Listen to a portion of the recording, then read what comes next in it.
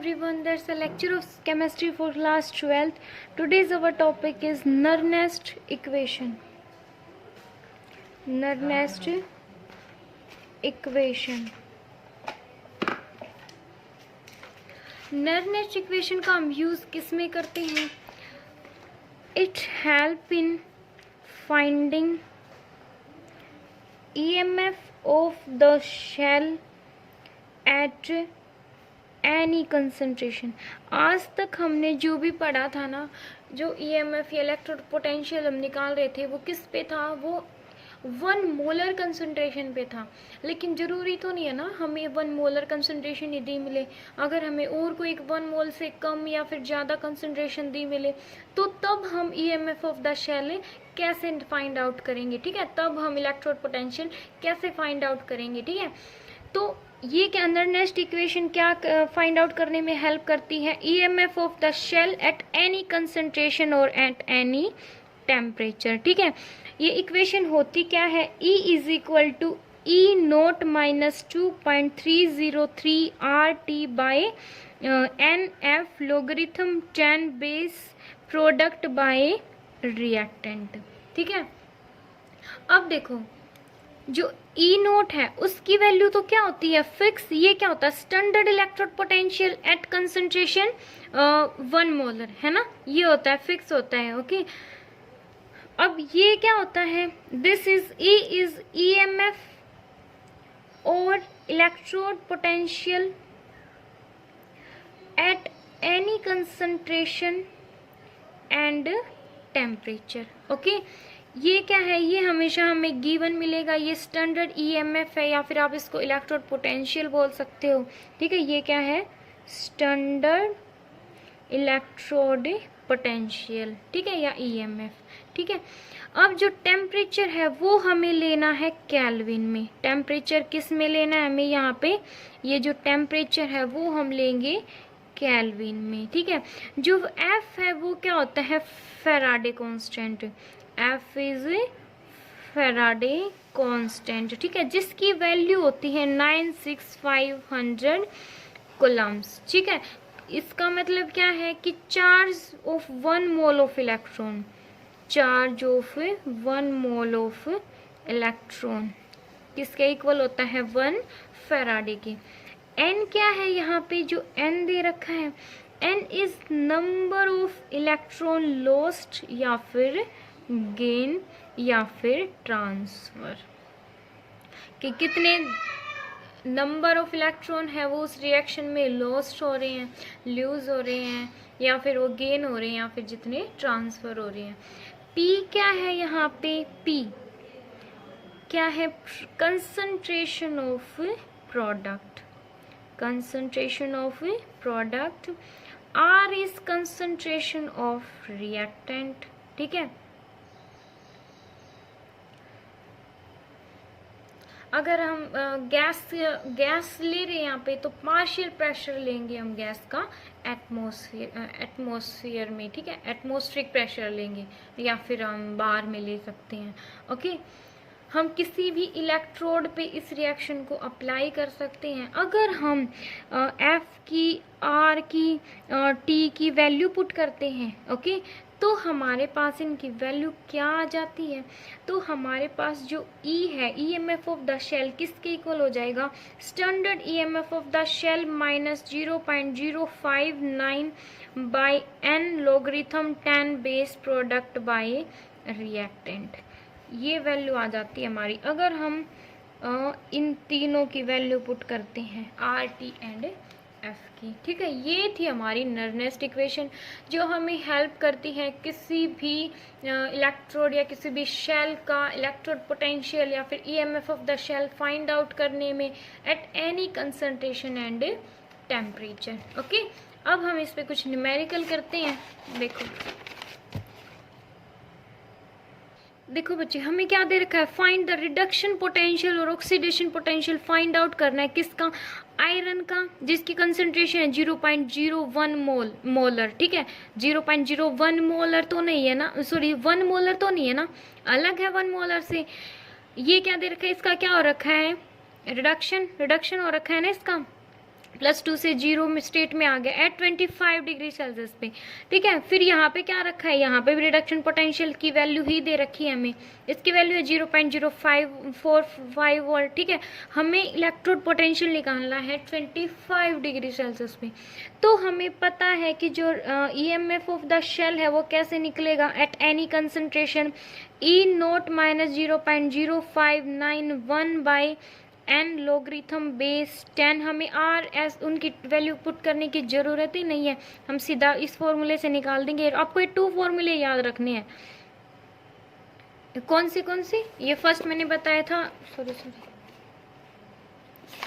एक तो ये ऊपर वाला, अगर आर टी की वैल्यू अगर और कुछ दे रखी है ना, तो ये वाला, अदरवाइज ये वाला आप लर्न करोगे, ठीक है। तो हमें पता है, पहले हम EMF ऑफ द शेल निकाल लेंगे। वो कैसे निकलेगा, हमें स्टैंडर्ड रिडक्शन पोटेंशियल बच्चे हमें दे रखा है, कितना है जी, -0.45 वोल्ट माइनस, एक बार हम रिएक्शन लिख लेते हैं, ठीक है। उससे हमें रिएक्टेंट प्रोडक्ट का पता चल जाएगा। क्या है हमारी रिएक्शन, आयरन 2+, इसने 2 इलेक्ट्रॉन्स को गेन किया, ठीक है, 2 इलेक्ट्रॉन्स को गेन किया और किस फॉर्म में आ गया, आयरन, ठीक है। ये क्या है, सॉलिड फॉर्म में है। एक आपको याद रखनी है बात, जो प्योर सॉलिड एंड जो लिक्विड होते हैं, प्योर लिक्विड, उसकी जो कंसंट्रेशन होगी वो हमेशा 1 होगी, ठीक है। यहाँ पे आयरन की इसकी कंसंट्रेशन कितनी दे रखी है, Fe2+ की कंसंट्रेशन दे रखी है हमें 0.01 m, ठीक है। n की वैल्यू क्या है यहाँ पे, बताओ मुझे, n क्या था, number of electron loss, gain या फिर ट्रांसफर, कितने हैं, 2, n की वैल्यू है 2 यहाँ पे, ठीक है। सारी वैल्यू इसके अंदर पुट कर दो, क्या हो जाएगा, E = -0.45 minus 0.059/2 logarithm base 10। Product क्या है, सॉलिड आयरन है जो कि एक सॉलिड है, प्योर सॉलिड की कंसंट्रेशन क्या है, 1 बाय क्या है, Fe2+। रिएक्टेंट की कंसंट्रेशन कितनी है, 0.01, ओके। इट मीन्स आप इसको 10⁻⁻² भी लिख सकते हो, है ना। तो अगर आप यहाँ से अगर इसको सोल आउट करते हो तो क्या वैल्यू आ जाएगी इसकी, -0.45 माइनस 0.059/2 लोगरिथम बेस 10 10⁻²। 2 आगे आ जाएगा, 2 से 2 क्या हो जाएगा, कैंसिल हो जाएगा, और लोगरिथम बेस पावर 10 क्या हो जाएगा, 1 के इक्वल हो जाएगा, ठीक है। तो आप इसकी वैल्यू तो क्या हो जाएगा, 0.45 माइनस 0.059, अगर आप इसको ऐड करोगे तो क्या आ जाएगा, तो क्या आ जाएगी, -0.509 वोल्ट। ये आया हमारा रिडक्शन पोटेंशियल। अगर ऑक्सीडेशन पोटेंशियल निकालोगे तो जस्ट उससे उल्टा, मीन्स यहाँ पे नेगेटिव, यहाँ पे पॉजिटिव 0.509 वोल्ट। इस टाइप से हम इसकी वैल्यू निकाल सकते हैं। एक और एग्जाम्पल देखें, हमें दे रखा है, हमें फाइंड आउट करना है रिडक्शन पोटेंशियल और ऑक्सीडेशन पोटेंशियल फाइंड आउट करना है, किसका, क्रोमियम एंड, और वैल्यू किसकी दे रखी है, क्रोमियम 3 पॉजिटिव, मीन्स इसका क्या हो रखा है, ऑक्सीडेशन हो रखा है, ठीक है। और इसकी कंसंट्रेशन कितनी है, 0.1 मोलर है, मीन्स ये किससे निकलेगा, नर्नेस्ट इक्वेशन से निकलेगा, बिकॉज यहाँ पे कंसंट्रेशन 0.1 है। अगर 1 मोलर होती तो हम सीधा EMF निकाल देते, ठीक है, और वहाँ से रिडक्शन और ऑक्सीडेशन पोटेंशियल निकालते हैं। एट 25 डिग्री सेल्सियस में निकालनी है हमें, स्टैंडर्ड EMF दे रखा है। तो पहले हम रिडक्शन पोटेंशियल की इक्वेशन लिख लेते हैं, क्या हो जाएगा, Cr3+, 3 इलेक्ट्रॉन गेन किए और किस फॉर्म में आ गया, Cr, ये सॉलिड फॉर्म में है, ठीक है। तो इसकी वैल्यू हो जाएगी 1, क्रोमियम है, इसकी कंसंट्रेशन 0.1 और n की वैल्यू क्या दे रखी है, यहाँ पे 3 दे रखी है। तो अगर EMF ऑफ द शेल निकालो at any concentration is equal to E0 minus 0.059/n होता है ना, और logarithm base 10 product by reactant. Value put करो, वैल्यू दे रखी है -0.75 माइनस 0.059/3 लोगरिथम 10, प्रोडक्ट इज 1, 0.1 को 10⁻⁻, 1 लिख सकते हो, 10 क्या हो जाएगी ये 10⁻⁻⁻1 है ना, तो क्या हो जाएगा -0.75 -0. इसको सिंप्लीफाई करते हो 0.6 10⁻10 बेस 10 और 10⁻1 1 आगे आ जाएगा और लॉगरिथम 10 क्या होता है 1 होता है, तो क्या हो जाएगा 0.75 बाई 3 माइनस 0.0. अगर इसको देखो ये हमने सिंप्लीफाई करने के लिए 5 9 है, अगर हम इसको 6 लिख सकते हैं, ठीक है 060 मीन्स 0.659, हम इसको 0.60 लिख सकते हैं, कुछ सिंप्लीफिकेशन के लिए हम 1-2 पॉइंट में कोई फ़र्क नहीं पड़ता, तो 3 0.020 0.02 वैल्यू आ गई, ठीक है 10 लॉगरिथम 10 ये क्या हो जाता है 1 हो जाता है, ठीक है। अगर इसको ऐड करेंगे तो क्या हो जाएगा 0.077 वोल्ट आ जाएगी इसकी वैल्यू। ये है रिडक्शन पोटेंशियल। ऑक्सीडेशन पोटेंशियल निकाल लेंगे तो क्या हो जाएगा +0.77 वोल्ट आ जाएगा, ठीक है। इट मीन्स ये क्या था हमारा ECR2 प्लस CR, ये था 0.77 वोल्ट, ठीक है रिडक्शन हो रखा है।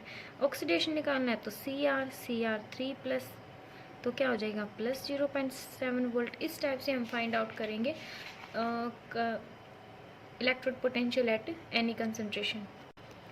अब नेक्स्ट है बच्चे equilibrium constant for the Nernst equation. जो नर्नेस्ट इक्वेशन थी जिसमें हम EMF फाइंड आउट कर रहे थे eight any concentration and temperature, उसके लिए हमें इक्विलिब्रियम कांस्टेंट फाइंड आउट करना है। तो हम कैसे निकालेंगे, तो हमें पता है लेफ्ट शेल के अंदर, लेफ्ट जो हाफ शेल थी जिसमें ऑक्सीडेशन हो रखा था, उसमें हमने जिंक रोड ली थी और जिंक सल्फेट का सॉल्यूशन लिया था एज इलेक्ट्रोलाइट के रूप में, ठीक है।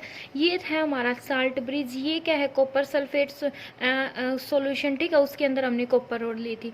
तो जब इलेक्ट्रॉन फ्लो हो रहे थे जिंक रोड से कॉपर रोड की तरफ, ठीक है, कॉपर सॉल्यूशन की तरफ, तो कुछ जो फॉलोइंग प्रोसेस हो रही थी इंटरनल सर्किट के अंदर वो क्या थी। फर्स्टली जो जिंक है, zinc from zinc road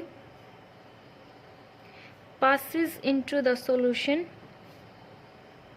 zinc, ठीक है, सॉल्यूशन में चले जाते हैं एज जिंक आयन की फॉर्म में, कि जो जिंक रोड से जो जिंक मेटल है वो इलेक्ट्रॉन्स को यूज़ करती रहेगी, वो सॉल्यूशन में जाती रहेगी, जो इलेक्ट्रॉन है वो रोड पे रह जाएंगे। फिर जो इलेक्ट्रॉन है वो कैथोड से अट्रैक्ट कर लिए जाएंगे, वो अट्रैक्ट हो जाएंगे, तो जो इलेक्ट्रॉन है वो कहाँ पे उस सर्किट के थ्रू, जो भी वायर थी, वायर के थ्रू किस में आ जाते हैं, कॉपर सल्फेट सॉल्यूशन में आ जाते हैं, ठीक है। तो कॉपर सल्फेट सॉल्यूशन में मीन्स कॉपर जो सेकेंडली जो जहाँ पे कॉपर सल्फेट सॉल्यूशन था मीन्स राइट बीकर था, उसमें क्या हो जाएगा जो कॉपर आयंस हैं वो क्या करेंगे, वो इलेक्ट्रॉन्स को गेन करेंगे और एज कॉपर की फॉर्म में आ जाएंगे, ठीक है। और कॉपर का यहाँ पे डिपोजिशन होता रहेगा, है ना।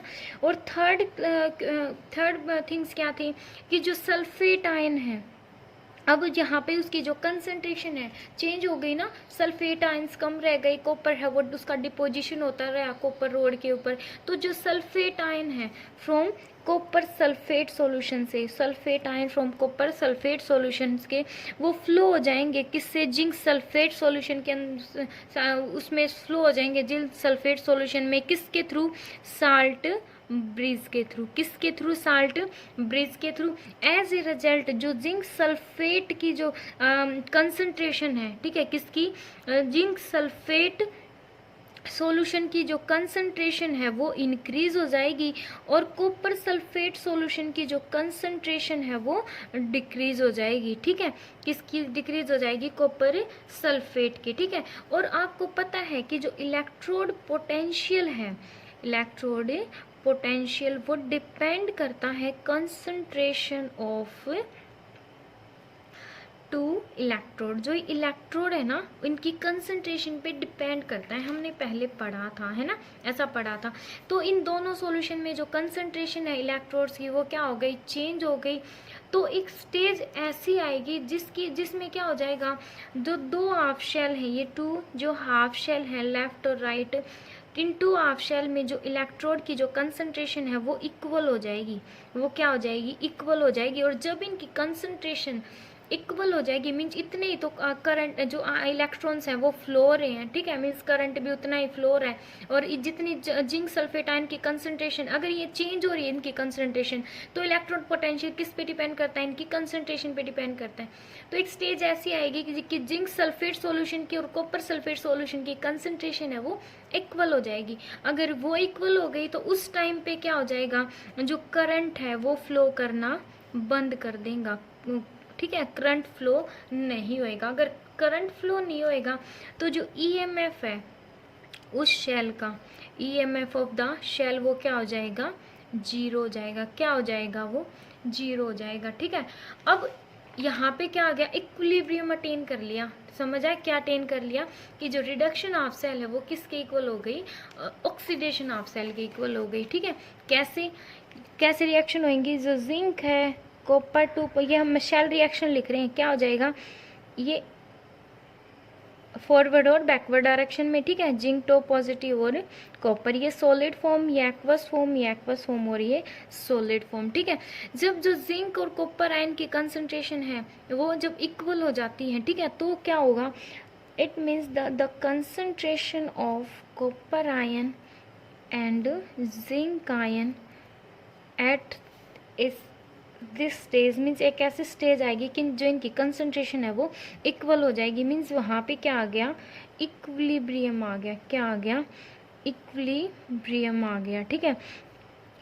तो यहाँ पे हम क्या लिखेंगे, जो जिंक आयन एंड जो कॉपर आयन है एक्वस में, ठीक है, एट इक्विलिब्रियम पे, ये हम किसके इक्वल लिखेंगे, के सी के। के सी एक ऐसा इक्विलिब्रियम कांस्टेंट है जहाँ पे जिंक और कॉपर आयन की कंसंट्रेशन है लेफ्ट और राइट बीकर में वो कांस्टेंट हो जाती है, फिर ठीक है। हम इस टाइप से फिगर बना सकते हैं, ठीक है।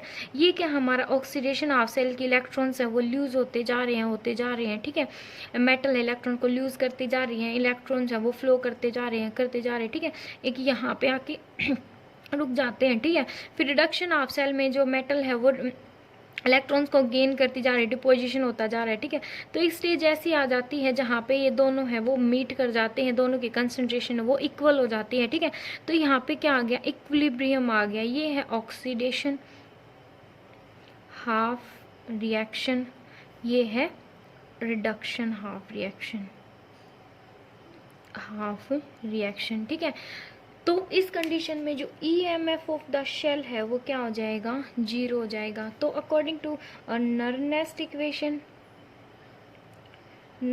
इक्वेशन के अकॉर्डिंग क्या होता है, ई शेल क्या होता है, E naught of the cell minus R T by N F क्या हो जाएगा, zinc 2 plus aqueous at equilibrium पे, है ना, कॉपर 2 प्लस एक्वस सॉल्यूशन में एट इक्विलिब्रियम पे, ठीक है। तो क्या हो जाएगा, E of cell is equal to, ये क्या हो जाएगा, जीरो,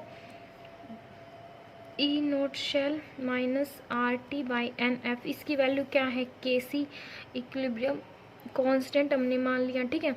तो अगर हम इसको लेफ्ट साइड में लेके आए तो E naught cell is equal to R T by N F K c, और अगर हम इनकी वैल्यू पुट करें तो क्या आ जाएगा, 2.303 R T by N F, because अगर हम ये है लॉगरिथम के सी, लॉगरिथम के सी, अगर आप नेचुरल लॉग लो तो इसका क्या हो जाएगा, लॉगरिथम ऑफ के सी आगे क्या आ जाएगा, 2.303।